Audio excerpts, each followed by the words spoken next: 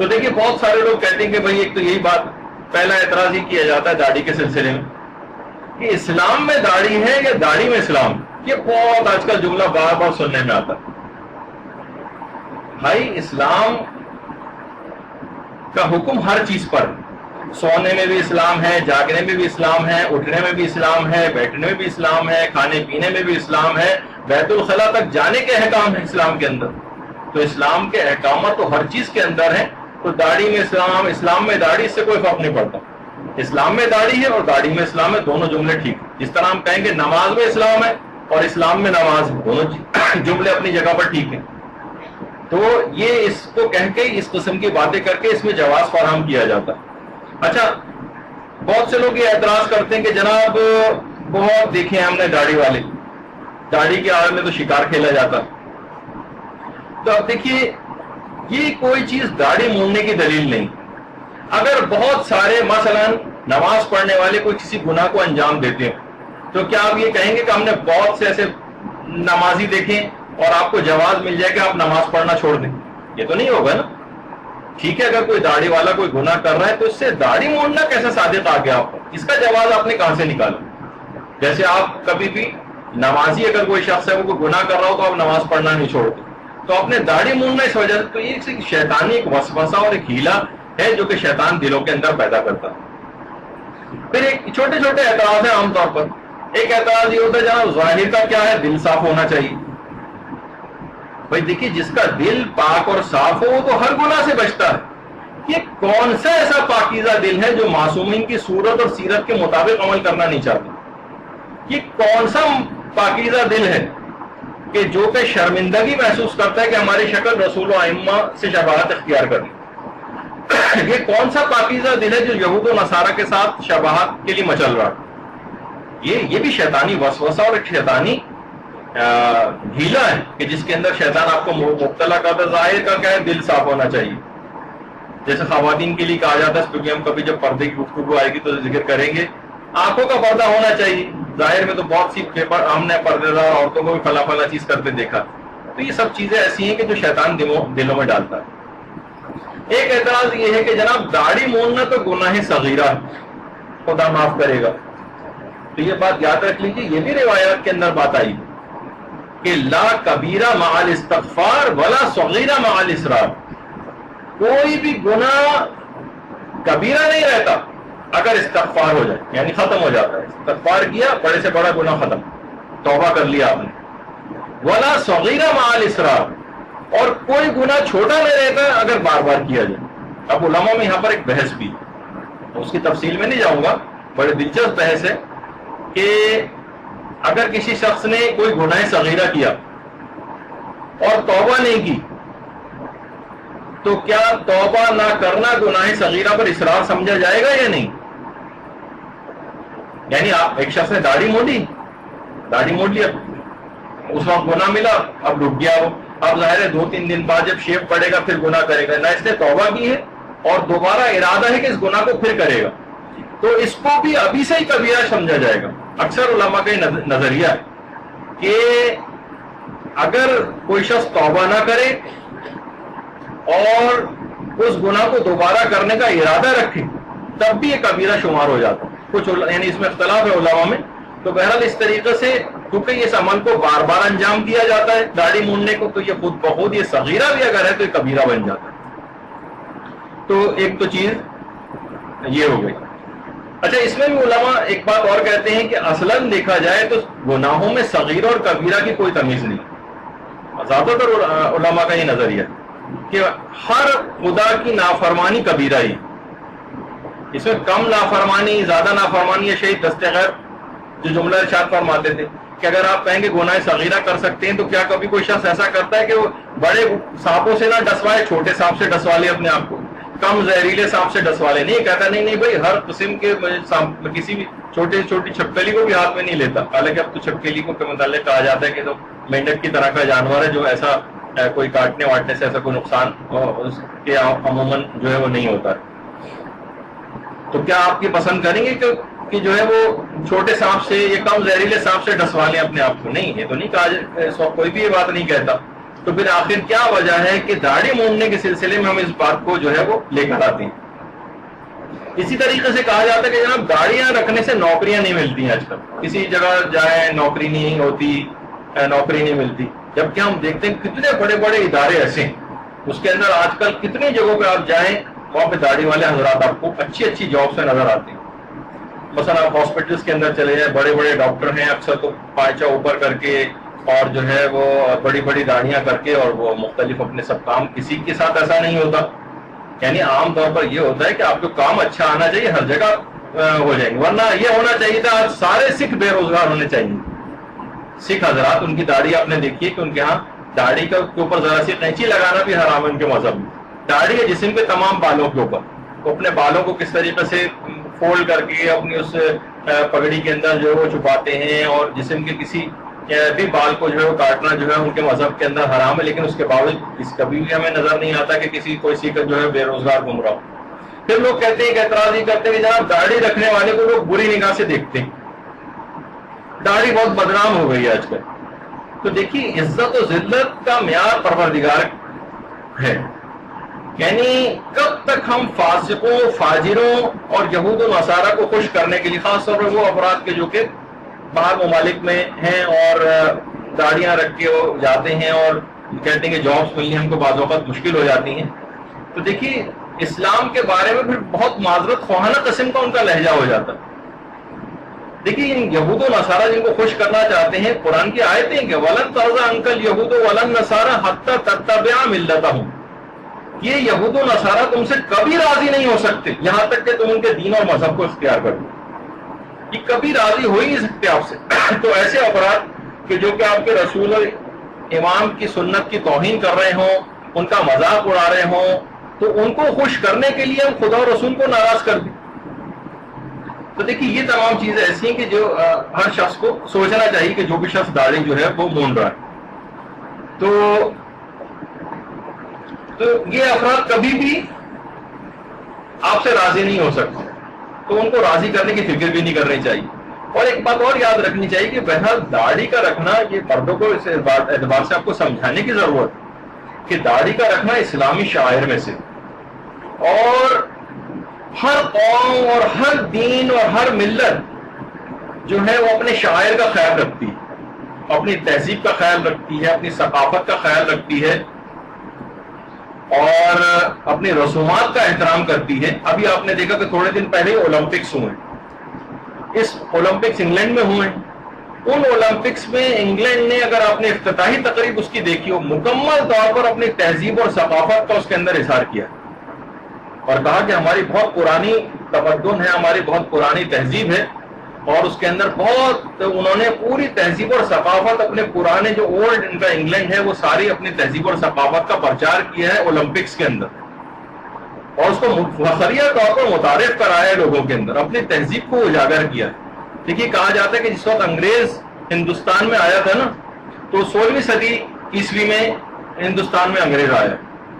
300 سال گزرنے کے باوجود بھی اس نے اپنا یونیفارم جو تھا ایک لحاظ سے انگریزوں کا، گرم ملک میں آنے کے باوجود، گرم ملک میں، انڈیا گرم ملک تھا اور ابھی بھی ہے، اس کے باوجود انہوں نے اپنے لباس کو ترک نہیں کیا. وہی کوٹ پہنا انہی گرمیوں میں، وہی ٹائی، وہی پینٹ، وہی ہیٹ، کبھی بھی نہیں چھوڑا اس کو. اور جس وقت انڈیا کے اندر انگریز آیا ہے، وہاں پر انڈیا کی آبادی اس وقت 35 کروڑ تھی ہندوستان میں، اور اس کے بعد آج 1 ارب سے متجاوز ہو چکی. لیکن وہ 35 کروڑ افراد بھی اپنی جو انگریزوں کی بود و باش تھی اور جو طور طریقے تھے، وہ 35 کروڑ افراد بھی بدل نہیں سکے ان کا. انہوں نے اپنے وہی لباس رکھا، انہوں نے اپنی وہی زبان رکھی، انہوں نے وہی انداز رکھا، اپنی وہی اقدار رکھی، اپنی وہی رسومات رکھی، سب کی سب ویسی اپنی جداگانہ ایک حیثیت برقرار رکھی. اچھا اب اس کے لحاظ سے اگر آپ دیکھیں سکھوں کو، ابھی تھوڑی دیر پہلے بھی ان کا تذکرہ ہوا، سکھوں کو دیکھیے، کسی بھی جگہ پر چلے جائیں، کسی بھی ملک چلے جائیں، کسی بھی حد تک کے بڑے سے بڑے عہدے پر چلے جائیں، انڈیا کا پرائم منسٹر ایک سکھ، جو جائنٹ ڈیموکریسی کہی جاتی ہے، جس کی آبادی یعنی پوری دنیا کی آبادی 6 ارب ہے، جس میں 1 ارب سے زیادہ تو فقط انڈیا میں لوگ ہیں. آپ دیکھیں کہ یہ لوگ بالکل نہیں شرماتے، اپنی جداگانہ ایک مذہبی حیثیت انہوں نے برقرار رکھی ہوئی، کسی سے نہیں شرما رہے. اسی طریقے سے دیکھیے اسلامی شعار اور اسلامی اقدار اور اسلامی تہذیب بھی ہیں. اسلام کا ایک ثقافت ہے، اسلام کا ایک تمدن ہے. آپ اتنے آفاقی مذہب کی تعلیمات کے ہوتے ہوئے کیوں یہود و نصارہ کی پیروی کے اوپر کمر بستہ ہیں؟ کیوں ان جیسا بننا چاہتے ہیں؟ دیکھیے وہ یہود و نصارہ جن کو آپ خود دیکھ رہے ہیں کہ اسلام کا ان سے بڑھ کر دشمن کوئی نہیں، اور آج چاہے وہ گستاخانہ خاکے ہوں، ہر تھوڑے تھوڑے دن کے بعد وہ کس طرح سے یہ تمام مسلمانوں کو ہلکان کرنے کے لیے یہ تمام چیزیں ایک خاص سازش کے تحت اٹھاتے ہیں، اور مسلسل ایک عذاب کے اندر پوری مسلم امہ کو انہوں نے مبتلا کر کے رکھا ہوا اپنے ایجنڈوں کے ذریعے. تو ہم ان جیسا بننے کی کوشش کریں، ان جیسی اپنی شکل و صورت بھی بنا لیں، ان جیسی عادت و اطوار بھی بنا لیں. بہت افسوسناک مقام ہے کہ اگر کوئی شخص اس طرح سے اپنا حلیہ ویسا بنانے کی کوشش کرتا. اب دیکھیے کتنے اس کے اوپر اعتراضات کی جاتے ہیں. اچھا بس 10 منٹ بعد، کیونکہ گرمی بہت ہے، تھوڑا سا آپ کو وقفہ دے دیں گے 10-15 منٹ کے اندر، تاکہ یہ گرمی وغیرہ یہاں پر کچھ کوشش کریں گے کم ہو جائے. ایک اعتراض یہ کیا جاتا ہے کہ بھئی داڑھی رکھنا آخر واجب کیوں ہے؟ ہمیں وجہ بتائیے. داڑھی رکھنا کیوں واجب؟ اس کا فائدہ کیا ہے؟ دیکھیے پہلی بات یہ بات یاد رکھ لینی چاہیے، ایک جملہ ہے کہ اسلام کے تمام احکامات ذو مصلحت ہیں اور اس کی تمام ممنوعات ذو مفسدہ ہیں. اسلام کے جتنے بھی احکامات ہیں، چاہے آپ کو سمجھ میں آئیں یا نہ آئیں، ان کے اندر کوئی نہ کوئی مصلحت اور بہتری پائی جاتی ہے. اور اس کی جتنی ممنوعات ہیں، جو کچھ بھی اسلام نے منع کیا ہے، اس کی یقیناً اس کے اندر کوئی نہ کوئی خرابی پائی جاتی ہے جبھی منع کیا ہے، چاہے فی الحال وہ خرابی آپ کو سمجھ آ رہی ہو یا نہ آ رہی، اس سے کوئی فرق نہیں پڑتا. تو بہرحال ابھی چاہے ہمیں سمجھ میں نہ آئے، عالم آخرت میں ضرور سمجھ آ جائے گی کہ اس کا فائدہ کیا ہے، یہ کیوں واجب قرار دی گئی. تو بہرحال فائدے ہیں اس کے اندر، اس حکم میں، اور اس کے اندر اس کے خلاف ورزی کرنے میں کچھ نقصان ہے جو چاہے ابھی سمجھ نہیں بھی آئے، لیکن آگے چل کر ہم کچھ فائدے اور نقصانات کا تذکرہ بھی کریں. پھر کچھ لوگ یہ کہتے ہیں کہ جناب اسلام جو ہے وہ دین فطرت ہے اور ہر بچہ داڑھی کے بغیر پیدا ہوتا ہے. ایک صاحب نے ایک دفعہ ایک عالم سے محفل میں بھری محفل میں سوال کر لیا کہ جناب اسلام دین فطرت ہے، ہر بچہ جب بغیر داڑھی کے پیدا ہو رہا ہے، اس کا مطلب ہے اسلام کو داڑھی مطلوب نہیں. ان عالم نے کہا کہ ٹھیک ہے، پھر بچہ جتنے بھی پیدا ہوتے ہیں سارے شروع میں سب بغیر دانت کے پیدا ہوتے ہیں، تو آپ سارے دانت توڑ دیجیے اپنے. تو حاضرین میں سے کسی شخص نے کہا کہ مولانا بہت دندان شکن جواب دیا آپ نے. تو بہرحال یہ تمام چیزیں ایسی ہیں کہ جو اس قسم کے فضولیات قسم کے جو جتنے بھی فضول قسم کے بھی اعتراض ہیں وہ بھی آپ کے سامنے پیش کر رہا ہوں کہ عام طور پر اس قسم کی باتیں لوگ کرتے ہیں، اور پھر جب اس قسم کی باتیں کرتے ہیں لوگوں کے پاس جواب نہیں ہوتے تو مختلف اس قسم کی چیزوں کی طرف اور شکوک و شبہات جو ہے پیدا کرتے ہیں. کچھ لوگ یہ اعتراض کرتے ہیں کہ جناب اگر ہم داڑھی رکھ لیں تو لوگ بہت مذاق اڑاتے ہیں، لوگ مذاق اڑاتے ہیں. دیکھیے باقاعدہ ایک کتاب میں ایک عیسائی نے لکھا ہے، جس کا حوالہ میں نے پڑھا، براہ راست کتاب تو نہیں پڑھی، حوالہ پڑھا ہے کہ اس نے لکھا ہے کہ بہت سے عیسائی حضرات جو کہ داڑھی کا مذاق اڑاتے ہیں وہ اصلاً یسوع مسیح کا مذاق اڑاتے ہیں. یعنی اس نے اپنی کتاب کے اندر یہ بات لکھی. یعنی جب ایک عیسائی یہ بات کہہ رہا ہے کہ داڑھی کا مذاق اڑانا گویا یسوع مسیح کا مذاق اڑانا ہے، تو وہ ہمارا نبی جو حضرت عیسیٰ کا بھی آقا و مولا و سردار ہوں،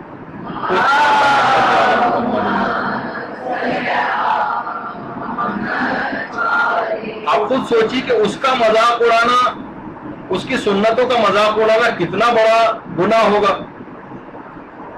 بعض اوقات لوگوں نے آقا کوئی سے پوچھا بھی تھا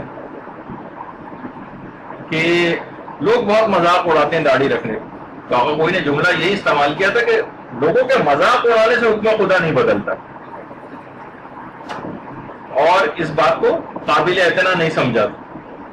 تو بہرحال ابھی آگے چل کر سب سے آخر میں جب میں مولانا صادق حسن صاحب کا داڑھی کے سلسلے میں کلپ آپ لوگوں کو دکھاؤں گا تو اس کے اندر ایک تفصیل سے انہوں نے آغا خوئی کے حوالے سے جو ایک واقعہ بھی بیان کیا ہے، اس کے اندر اس کی مزید تفصیل آ جائے گی. تو لوگوں کے مذاق اڑانے سے کچھ نہیں ہوتا. تو اب تو دیکھیے اب آج کل کون مذاق اڑاتا ہے؟ آج کل تو داڑھی رکھنا ویسے بھی فیشن میں شمار ہو گیا ہے، اب تو کوئی مذاق نہیں اڑا رہا ہے. اور اگر دیکھیے اگر ہم نے ان مذاق اڑانے والوں کا خیال کیا، یہ تو قرآن کی آیتیں ہیں، بعض اوقات قرآن کی آیتوں کو غور سے پڑھنا چاہیے. قل ان کان آباؤکم وابناؤکم واخوانکم وازواجکم وعشیرتکم واموال اقترفتموها وتجارۃ تخشون کسادها ومساکن ترضونها احب الیکم من اللہ ورسولہ وجہاد فی سبیلہ فتربصوا حتی یأتی اللہ بامرہ واللہ لا یہدی القوم الفاسقین. باقاعدہ سورہ توبہ کی جو آیت ہے کہ رسول ان سے کہہ دو کہ اگر تمہارے باپ اور تمہارے بیٹے اور تمہارے بھائی اور تمہاری بیویاں اور تمہارے خاندان والے اور وہ مال جو تم کماتے ہو اور وہ تجارتیں جن کے تمہیں ماند پڑ جانے کا ہمیشہ خدشہ رہتا ہے اور تمہارے بلند و بالا یہ مکانات جو تمہیں بہت پسند ہیں، اگر یہ سب کچھ تم کو اللہ اور اس کے رسول سے زیادہ اور اس کی راہ میں جہاد کرنے سے زیادہ پسند ہے تو اس بات کا انتظار کرو کہ عذاب خدا تم کو آ لے، اور اللہ فاسقوں کی ہدایت نہیں کرتا. دیکھیے باقاعدہ اس قسم کی آیات ہیں، ایک ایک رشتہ گنوایا ہے کہ ہم کہہ رہے ہیں کہ ہمارے باپ منع کر رہے ہیں پردہ کرنے سے، ہمارے مثلا بیوی منع کر رہی ہے داڑھی رکھنے سے، ہم جو ہے کوئی بھی ہے حکم پہ عمل کرنا چاہتے ہیں، تو اگر ہم ان کی محبت میں اپنی داڑھی کو مونڈ لیں کہ بھائی کیا کریں مجبور کر رہے ہیں ان کے ساتھ ہی رہنا ہے، تو قرآن میں آ گیا کہ اگر تمہارے باپ، تمہارے بیٹے، تمہارے بھائی، تمہاری بیویاں اور جناب تمہارے خاندان والے، تمہارے اموال، تمہاری تجارتیں، تمہارے گھر، یہ اگر تمہیں اللہ اس کے رسول اور اس کی راہ میں جہاد کرنے سے زیادہ عزیز ہے تو اس بات کا انتظار کرو کہ عذاب خدا تم کو آ لے، اور خدا بھی فاسقوں کی ہدایت نہیں کرتا. تو اتنی چھوٹی چھوٹی بات ہے کہ ان افراد سے جو گھروں کے اندر رہ رہے ہیں ان سے آدمی مجبور ہو کر اتنے بڑے بڑے اور عظیم گناہوں کا ارتکاب کر ڈالے اور اس کو بالکل پرواہ نہ کرے، بہت ہی خطرناک ایک رویہ. تو بہرحال یہ تمام چیزیں ہیں، اور یہ جتنے بھی افراد آج یہاں پر مذاق اڑا رہے ہیں احکامات اسلامی، ذرا سا کوئی نوجوان ابتدان داڑھی رکھتا ہے تو گھر میں بہنیں اس کا مذاق اڑانے لگتی ہیں، گھر میں بھائی اس کا مذاق اڑانے لگتے ہیں، یہ کیا داڑھی رکھ لی، بیچارہ جو نیا نیا داڑھی رکھتا ہے اس کی ذرا داڑھی نکلتی بھی بے ہنگام قسم کی، اور اس کا مذاق اڑانے لگتے ہیں. کوئی جو ہے وہ بکرے سے تشبیہ دینے لگتا ہے، کوئی کسی سے اس کو جو برا بھلا کہتا ہے، یعنی اس طرح سے اس کا مذاق اڑایا جاتا ہے. جو بھی اس دنیا میں مذاق اڑائے گا، باقاعدہ موت کی جو گفتگو ہمارے جو دروس ہوئے تھے اس کے اندر اس بات کی تفصیل آئی تھی کہ آخرت میں ان تمام افراد کے ساتھ مذاق کیا جائے گا، کہا جائے گا جاؤ جنت میں داخل ہو جاؤ. جیسے جنت کے دروازے پر پہنچیں گے جنت کا دروازہ بند ہو جائے گا، اس کے بعد دوسرے دروازے کی طرف بھیجا جائے گا، وہاں جاؤ، خوشی خوشی جنت میں داخلے کے لیے جائیں گے، جیسے قریب پہنچیں گے جنت کا دروازہ بند ہو جائے گا. حتیٰ کہ یہ بارہا ان کے ساتھ یہ مذاق کیا جائے گا وہاں پر کہ تم اس دنیا میں مذاق اور استہزاء کیا کرتے تھے نا مومنین کے ساتھ، آج یہاں پر عذاب خدا کا مزہ چکھو. کہ تمہارے ساتھ بھی مذاق کیا جائے گا، اس کے بعد پھر جہنم میں داخل کیا جائے گا. سوچیے کسی کو نوید سنائی جائے کہ جاؤ جنت میں جا کر داخل ہو جاؤ، اور اس کے بعد پھر اسے جہنم میں بھیج دیا جائے، کتنا اس کے ساتھ افسوس کا مقام وہاں پر ہو. تو بہرحال یہ تمام چیزیں جو مذاق اڑا رہے ہیں ان کو بھی دماغ میں رکھنی چاہیے، اور جس کا مذاق اڑایا جا رہا ہے وہ ان افراد کی وجہ سے اتنے بڑے حکم خدا کو جو ہے وہ فراموش نہ کرے. اچھا اب دیکھیے بہت سارے افراد مذاق اڑانے کے اعتبار سے ان کی داڑھی صحیح نہیں نکلتی، جتنے میں نکلے وہ رکھیں. کتنی ایسی چیزیں، ایران کے صدر رہ چکے ہیں دو دفعہ ہاشمی رفسنجانی، اتنے بڑے عالم بھی ہیں، اور بس بہت سارے افراد کے ساتھ ایسا ہے کہ صحیح داڑھی نہیں نکلتی، لیکن جتنے بھی چند بال بھی نکلتے ہیں. میں نے اپنی تو کسی کتاب کے اندر نہیں پڑھا، البتہ اہل سنت کی بہت سے علماء کی جو تقاریر ہیں ان کے اندر ایک بات سنی ہے، اگرچہ میں نے روایت آنکھوں سے میں نے دیکھی نہیں ہے کہ وہ اس قسم کی کچھ، اس کا مفہوم یہ ہے کہ کسی صحابی کی داڑھی میں ایک ہی بال تھا، وہ شرمندگی کی وجہ سے ایک دفعہ مونڈ کر آ گئے، تو پیغمبر نے کہا کہ تمہاری اس داڑھی کے ساتھ جو ہے وہ فرشتے جو ہے وہ جھولا جھولتے تھے، یا اس قسم کی کوئی بات ہے کہ تم نے اس کو کیوں مونڈوا دی. یعنی ایک بال بھی اگر ہے تو اس کو مونڈنا جو ہے وہ جائز نہیں. کسی بھی قسم کی اگر ہو کہ بس ہے کہ جس طرح کی بھی داڑھی نکلی ہے اس کو تھوڑا بہتر بنانے کی کوشش کریں، لیکن بالفرض اگر کبھی ایسا ہو جائے تو نئی داڑھی صحیح نکل رہی ہے تو جتنی بھی نکلے اس کے مطابق رکھنا پڑے. اسی طریقے سے آیت اللہ، بلکہ ہمارے علماء میں سے جو آیت اللہ محسن الحکیم گزرے ہیں ان کی اولادوں میں سے آقا عبدالعزیز الحکیم، ان کا کچھ ہی عرصے پہلے لنگ کینسر میں انتقال ہوا. عبدالعزیز الحکیم ہے، خود ایران میں ان کا انتقال ہوا. اچھا لنگ کینسر میں ہوتا ہے کہ کیمو تھراپی وغیرہ ہوتی ہے تو جسم کے سارے بال جھڑ جاتے ہیں، تو جسم کے بال جھڑ گئے تو داڑھی کے بال بھی سارے جھڑ گئے عبدالعزیز الحکیم. تو ایک عالم ہو خود سوچی کہ اس کے لیے جو ساری زندگی داڑھی رکھنا جس کا شعار اور طریقہ رہا ہو، اس کی داڑھی کے بال جو ہے وہ جھڑ جائے تو کتنا ایک شرمندگی کا سا ایک مقام. لیکن پروردگار نے جیسا بھی جو طریقہ کار رکھا ہے, اگر چند بال بھی ہیں تو چند بال ہی انسان جو ہے وہ رکھے. تو بہرحال دیکھیے یہ عبدالعزیز الحکیم جس وقت داڑھی تھی, اور اس کے بعد آپ نے دیکھا کہ پھر کچھ ہی عرصے پہلے بھی چند سال پہلے ان کا انتقال ہو گیا. اور دیکھیے بہت سارے افراد ایسے ہیں جو لوگ کہتے ہیں کہ جناب رزق میں کوئی کمی ہو جاتی. بہت سے نائی حضرات ہیں, انہوں نے باقاعدہ لکھ کر لگایا ہوا ہے کہ یہاں پر داڑھی نہیں مونڈی جاتی, اور وہ داڑھی نہیں مونڈتے.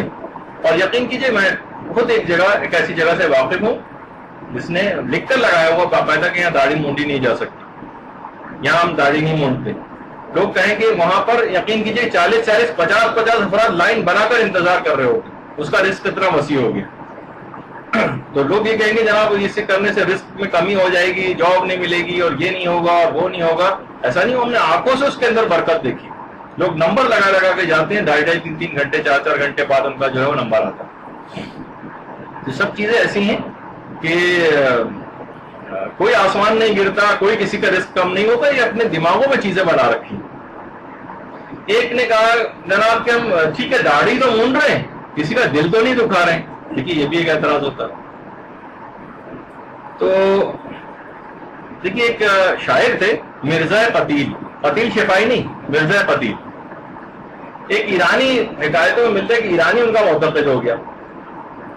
مرزا قتیل جو داڑھی مونڈا کرتے تھے, ایک دن وہ ایرانی آیا ان کے پاس, دیکھا مرزا قتیل داڑھی مونڈ رہے ہیں. کہا کہ آقا ریشمی تراشی, آپ داڑھی مونڈ رہے ہیں؟ انہوں نے کہا بھلے منہ مجھ تراشم بھلے دل کے سیرا نمی خراشم. ہاں دلی, ہاں داڑھی تو مونڈ رہا ہوں, کسی کا دل تو نہیں دکھا رہا. ایرانی نے کہا ارے دل رسول میں خراشی, آپ کہہ رہے ہیں میں کسی کا دل نہیں دکھا رہا, آپ داڑھی مونڈ کر رسول کی سنت کی توہین کر کے رسول خدا کا دل دکھا رہے ہیں. بس یہ سننا تھا کہ مرزا قتیل جو ہے غش کھا گئے. جب ہوش میں آئے تو ان کی زبان پہ ایک شعر تھا کہ جزاک اللہ کے چشمم باز کر دی, میرا باجانے جا ہمراز کر دی. تمہارا بہت بہت شکریہ کہ تم نے مجھے میری آنکھیں کھول دی اور میرے محبوب سے مجھ کو ہمراز کر دیا ہے اور مجھے اس سے ملا دیا.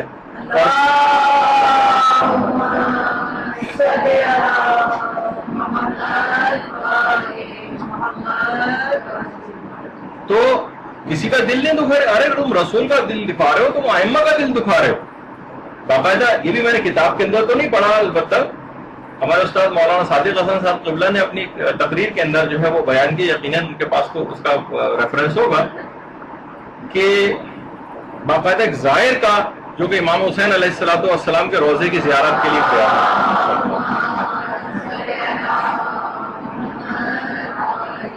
جب وہ زائر پہنچا تو امام حسین علیہ السلام اس کے خواب میں آئے رات کو جب سویا, اور کہا کہ اے شخص تیرا ایک عمل ایسا ہے جو روزانہ ہمارے جسم کو زخمی کر دیتا.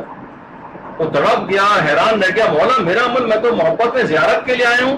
کہا ہاں تیرا روزانہ یہاں پر آ کر داڑھی کو موننا یہ ہمارے جسم کو زخمی کر دیتا, یہ ہمارے جسم کو زخمی کر دیتا. تو بہرحال بہت سے لوگ اس پہ بڑا ناراض بھی ہوتے ہیں. جب مولانا نے یہ روایت جو سنائی تھی کسی تقریر میں, تو ایک صاحب اور نے ذکر کیا کہ وہ بڑے ابتدان جو ہے بڑے ناراض ہوئے تھے اس کے اوپر کہ یہ کیسے ممکن ہے, کیا ہے وغیرہ. تو بہرحال اچھا بہت سے لوگ ایک اعتراض اور کرتے ہیں کہ اگر یہ داڑھی موننا اتنا ہی ضروری ہے تو بعض مشہور خطبہ اور ذاکرین بھی تو داڑھی نہیں رکھتے. اب اس پہ ویسے آگے چل کر تفصیل سے ہماری بات آئے گی. ایک بات یہ یاد رکھ لیجئے کہ لوگوں کو دیکھ کر کبھی بھی اسلام کو نہیں پہچاننا چاہیے.